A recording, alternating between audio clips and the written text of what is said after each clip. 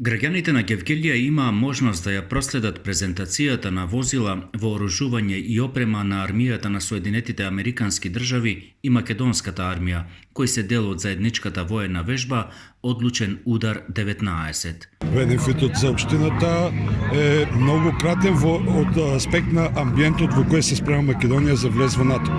НАТО не е само воена организација, НАТО е организација која гарантира безбедност и пред се едно од целите и стратегиите на НАТО е да биде блиска и достапна до граѓаните, да ја осеќаат како своја.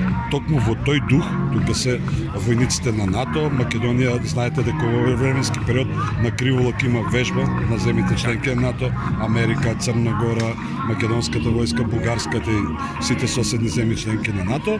И од тој аспект се посетуваат повеќе градови. Гевгелија е првиот град, од тука почнува посетата и целта е да се направи еден ваков собир кај што ќе можат граѓаните да видат дека не е тоа нешто милитарно или не е тоа нешто што загрозува, него тоа е се во рамките на времето кога живееме, дека граѓаните треба да се чувствуваат сигурни, а истовремено дека треба војниците да ги чувствуваат блиски.